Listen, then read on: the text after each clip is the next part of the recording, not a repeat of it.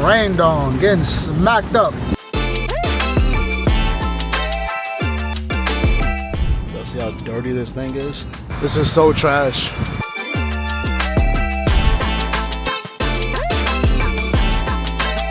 What's up, YouTube? So it is actually a new day. I was supposed to get this video done yesterday, and then some stuff happened with my business, man. Like some unfortunate stuff. I will tell y'all one thing: all of these people promoting for everybody to start a business on YouTube and, you know, social media, they're showing you all the glamour and the cars and the money, and it's not that, man. No, rarely does anyone show you the truth of business. And the reality is, yeah, you get all of those things, and it's great.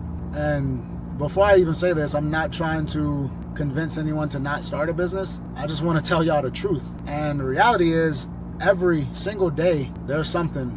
There's some bullshit that you have to do, or there's some problem that you have to solve, and it is one of the single most stressful things that I've experienced in my entire life, by a long shot. And after I had got that news the other day, it kind of put me in a shit mood. I didn't really want to finish the video, and clearly I didn't. But I just got me some Firehouse subs.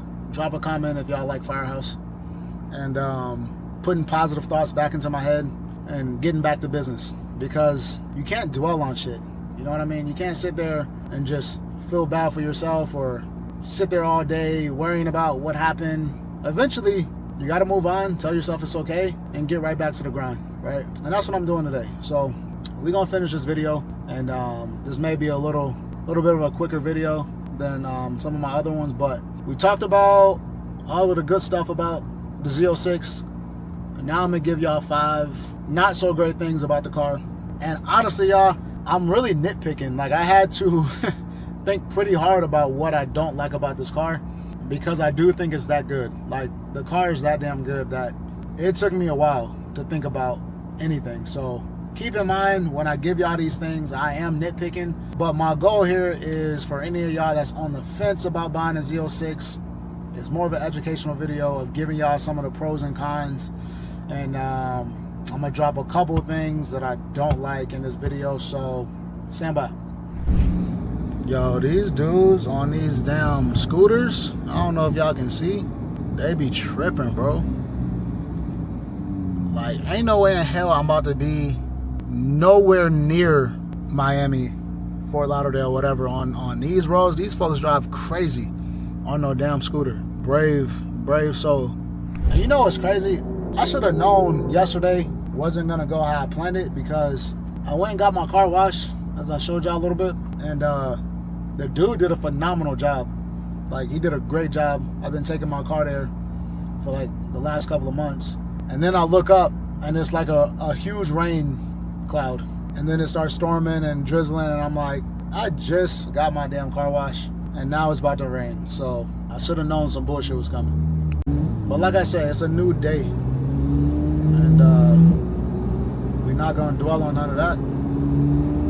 We're gonna get to it. So I'm gonna go over to where I normally do these videos and drop some game on the top 5 reasons why y'all should stay away from the Z06. Nah, I'm kidding.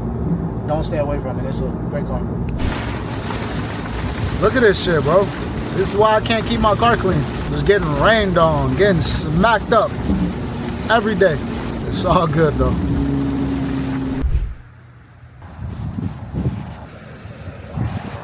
Look at this shit. It rains one time and my car's dirty all over again. It's crazy work. All right, y'all, so let's get to the video.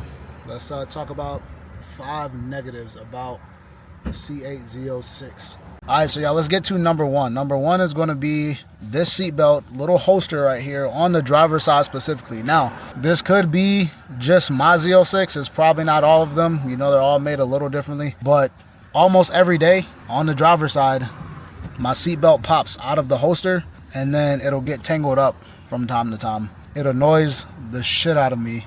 And I know it doesn't seem like a big deal. Again, I had to search for things that I don't like about this car, but I will say the seatbelt popping out of the holster every day and I keep having to put it back over and over is a bit annoying. So number 1, again, for my Z06, Hey, drop a comment if it happens in yours too. Hopefully it's not just mine, but yeah, I'm gonna go with this little seatbelt holster not actually keeping the belt in like it should. All right, guys, number 2 is gonna be what I talked about on the last video, and that's gonna be torque. I think on the Z06 there's 460 pound-feet of torque, which to me is a bit low. Like, when I drive the car, don't get me wrong, like, it is extremely fast. I don't have any complaints about how fast this car is. I actually really like it. However, I really enjoy a lot of torque where the car just puts you back in your seat and you can't move.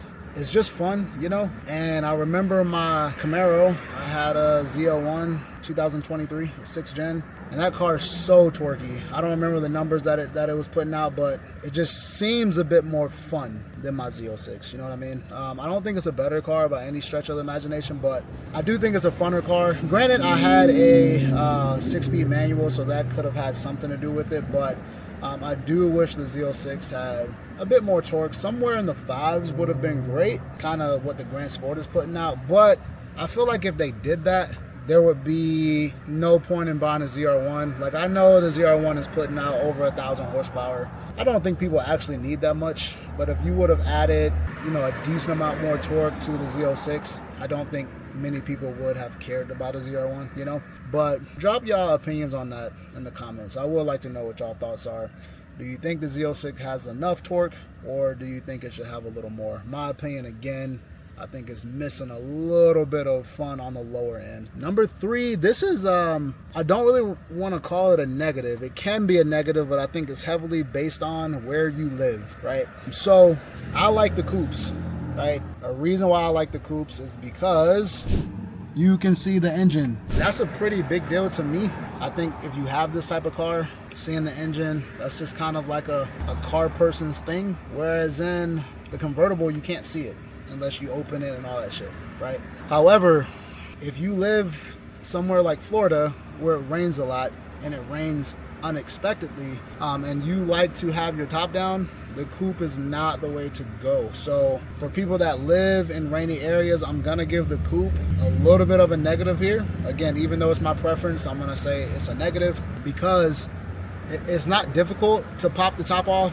and put it in your trunk. However, it is a process, right? So if you're driving and you got your top off and it starts to rain, especially if it starts to rain hard, you're pretty much screwed, because it's going to take you a little bit of time to go to the trunk, grab it, align it, lock it in. By that time, you're soaked and the car's soaked.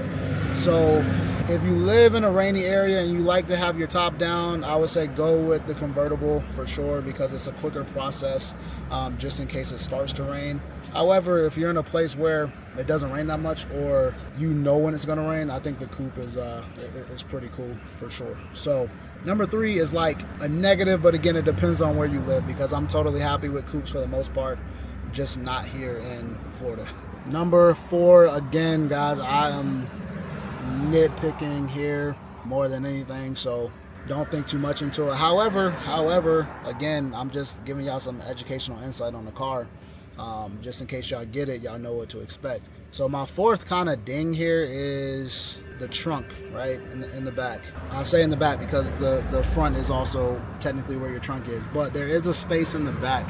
However, if you put anything back there, you go grocery shopping and you put your food back there, or if you go buy some clothes and you throw some bags back there, it is going to smell like your engine, right? And it's a weird smell, and it's gonna stay on your stuff for a little bit of time, you know what I mean? So I highly recommend putting as many things in the front as you can when it comes to clothes or groceries or things like that, because yeah, the smell gets stuck to those things, and it bothers me. So again, this is like a small ding. You're probably gonna experience that in these types of cars. It is what it is, but I wish it didn't smell up all of your shit when you put it back there, because there's more space back there. So that's gonna be kind of a negative, however you think about it. A lot of people don't even travel with stuff in their cars anyway, especially if they're not daily in the car, so don't think too much into that. But however, if you do daily and you do want to load it up, definitely put your stuff in the front trunk and not the back, because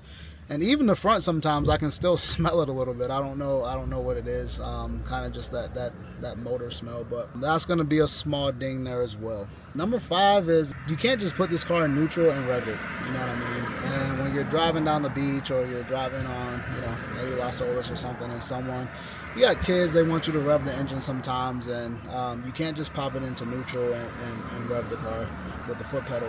You have to put it into neutral and then pull in the 2 shifting paddles. And once you hold them in, then it'll allow you to rev the car up, right? I don't recommend revving the shit out of your car anyway, but sometimes kids want to hear it and it gets them excited a little bit. So that's just one extra step that I think is unnecessary. You know what I mean? I know some of these newer cars are doing that nowadays. It's just something I personally don't like, but that's going to be 5, is that they added an extra step to rev your car. But like I told y'all, I personally highly recommend going out and checking out a Z06 over a lot of cars, right? I picked this car over quite a few other cars that I was looking at, and I would recommend you at least do your research and go drive some of these other cars and then compare it to the Z06, because I think this car is really going to impress you. I think it's that good. I think when people look back on the C8 Z06, I think right now it's a bit of an underappreciated car. I know everything like new is always better in people's minds. So you got the Grand Sport, the Grand Sport X, you got the ZR1, the ZR1X, but I think later down, years and years from now, this car will definitely be appreciated.